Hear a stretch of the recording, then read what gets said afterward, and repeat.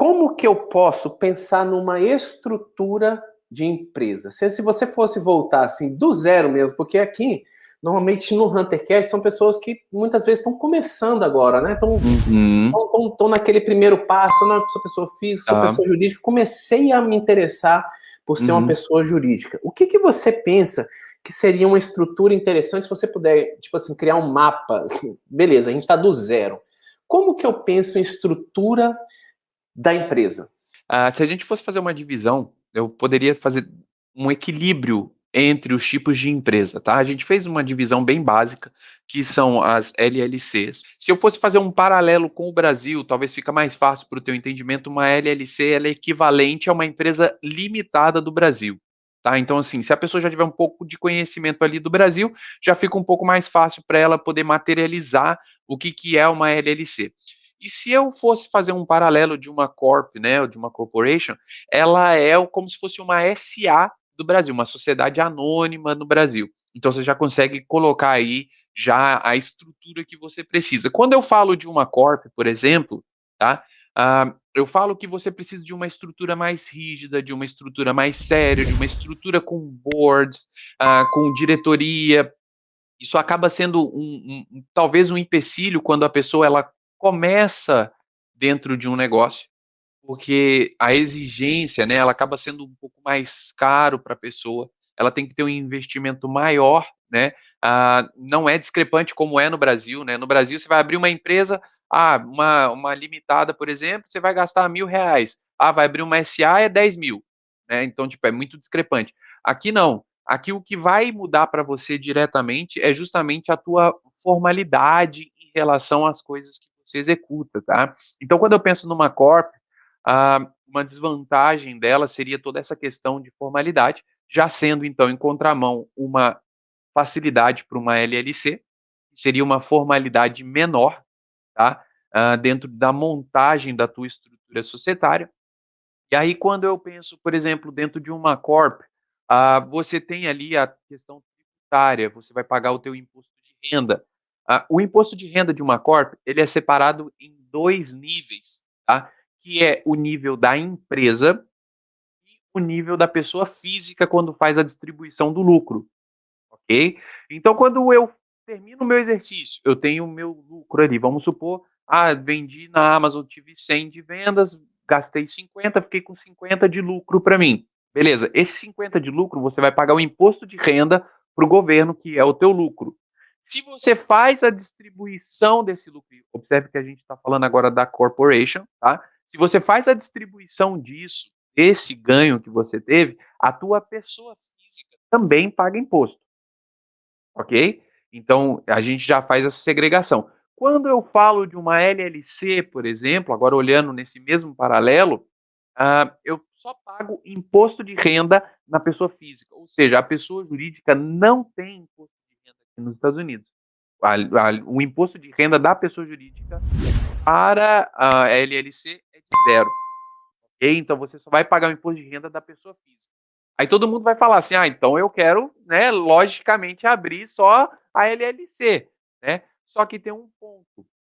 Se, por exemplo, vamos voltar naquele 50 de lucro que a gente teve, numa LLC, os 50 de lucro, você vai pagar imposto de renda na tua pessoa física.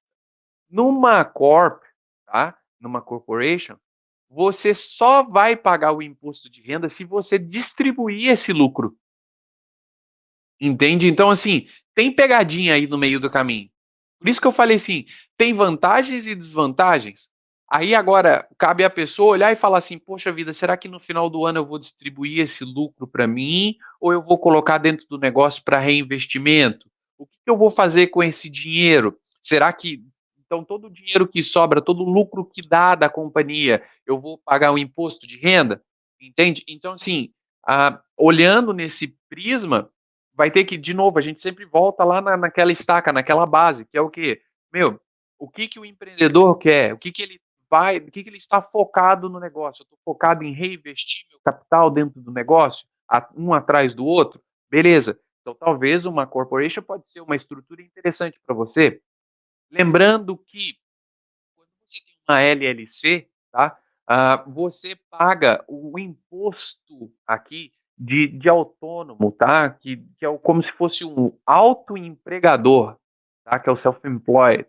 Ah, então isso pode ser que não seja vantajoso para você, por exemplo, ter uma LLC, porque no fim das contas você ainda vai ter que pagar. Eu vou tentar fazer um paralelo, tá? Com o Brasil, talvez seja mais fácil para a galera. Não é uma tradução literal, ok? Então isso é importante falar, mas por paralelo, por analogia, talvez seja mais fácil. Então você vai ter que recolher o INSS, tá? Para o governo também, porque aqui ele entende o seguinte: se você tem uma LLC, você trabalhou nessa LLC, você trabalhou nessa empresa, você foi um empregado da tua própria empresa. E se você foi um empregado da tua própria empresa, você tem que recolher o INSS. A Helena, ela perguntou aqui pra gente, ó, quanto custa abrir uma empresa nos Estados Unidos? Beleza, ó, o que eu vou falar com vocês, tá? A gente tá com um pacote aqui mega top, que eu vou falar assim, eu não conheço ninguém que faça, tá?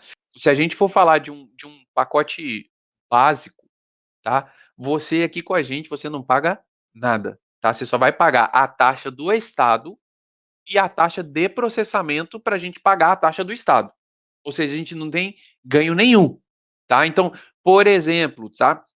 Se a gente for falar aqui sei lá, vamos pensar aqui na Flórida, por exemplo, tá? A gente vai falar que no pacote básico, você vai pagar a taxa estadual. Quer ver? Eu acho que eu vou abrir aqui para vocês para poder falar o valor melhor, né? Posso mandar? Posso mandar? Cara, Ó, aqui tá... ó, $125 que é a taxa do estado e você vai pagar 7,50 de processamento, tá? Que é um negócio $7,50. que é ridículo, né? Eu sei, é ridículo. E eu vou adicionar uma pergunta aí. Quanto tempo demora? Aqui no Brasil demora um mês. Demora um mês para ter uma empresa aberta aí nos Estados Unidos? Cara, assim, hoje não demorava, tá? Não tinha, tipo, era um negócio assim que saía em 5 dias, 10 dias. Hoje tem demorado 13 dias, tá? Então, assim, assim, na média, 13 dias úteis você vai ter aí tua empresa. Lembrando que nesse pacote básico, tá? Ele vai te dar alguns direitos, você vai começar a contar o tempo de empresa, mas é óbvio que você precisa de ter outras coisas, né, para poder evoluir com o teu negócio, tá? Então, eu preciso fazer um contrato social, essas coisas, elas de fato são mais pagas. Então, pensa num pacote intermediário, aí você vai pagar $170 de taxa para poder fazer sabe, uma abertura de empresa. Então, você vê que não é caro. A nossa intenção é justamente o quê?